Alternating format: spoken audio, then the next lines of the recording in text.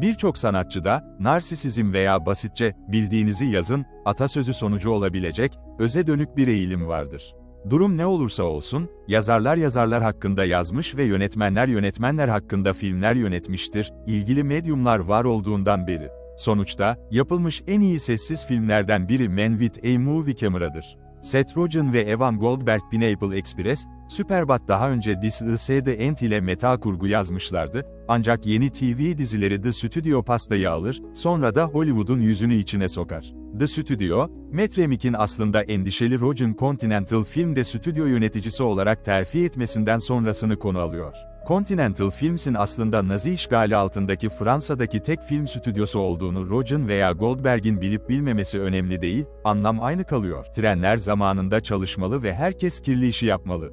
Apple TV artı orijinali çok komik ama belki de mide bulandırıcı olmaktan çok daha akıllıca bir şekilde ve sorun değil.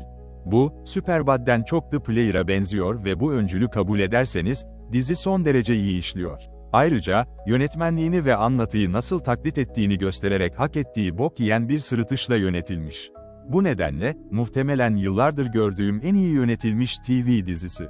Hollywood'da yalanlar sizi her yere götürür. Matt Remick filmleri sever. Bu paradoksal olarak, yakın zamanda kovulan, uzun süredir stüdyo başkanı olan Paddy'nin her zaman komik Catherine O'Hara yerini doldurmak için terfi için tuhaf bir seçim olduğu anlamına gelir. Görüyorsunuz, bir stüdyoyu yönetmek için filmleri değil, parayı sevmeniz gerekir. Matt'e işi getiren şey Bryan Cranston tarafından hoş bir şekilde iğrenç bir karakterde teklif edildi, büyük yalanlara ve bir sürü saçmalığa olan düşkünlüğüdür. Sinemayı en azından Amerikan filmlerini gerçekten seven ve harika filmler yapmak isteyen biri, ancak patronu Kool-Aid Man'e dayanan büyük bütçeli bir franchise önerdiğinde, Remick, o he he he he yeah he he he, demekten kendini alamıyor. İşi ve sevilmek o kadar çok istiyor. The Studio'nun büyük kısmı sanat ve ticaret arasındaki diyalektik ilişkiyi araştırıyor. Sanatsal özgürlük ve yaratıcı risk alma, gişe hasılatıyla gerçek bir ilişki kurabilir mi? Harika sanat eserleri yapmak ve bunu yaparak 1 milyar dolar kazanmak istiyorsun, deniyor Remick'e. Peki, tahmin et bakalım.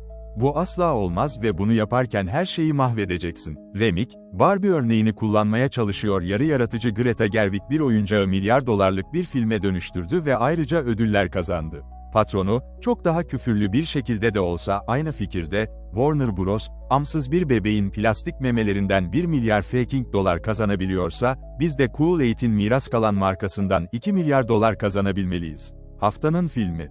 Kool-Aid filminin The Studio'ya hükmettiğini düşünebilirsiniz ancak dizide şaşırtıcı bir şekilde haftanın bölümü ya da haftanın filmi mi?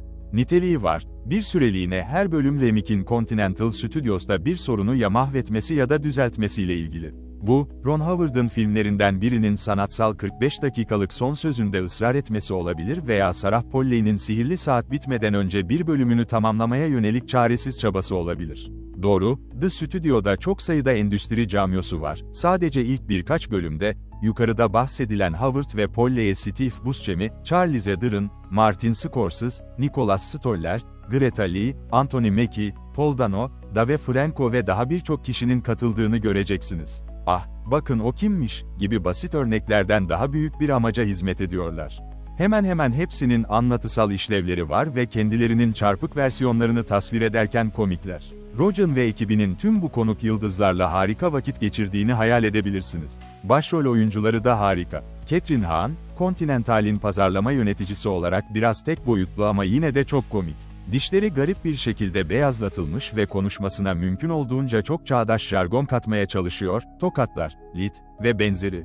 Ike Barinholtz, Matt'in aldığı terfi için yarışan bir diğer stüdyo yöneticisi olan Sal rolünde komik ve şaşırtıcı derecede gerçekçi. Yine de iyi arkadaş olmaya devam ediyorlar ve tüm bu kaosa rağmen günün sonunda arkalarına yaslanıp Martini ve patlamış mısırla Goodfellas'ı izlemekten mutluluk duyuyorlar.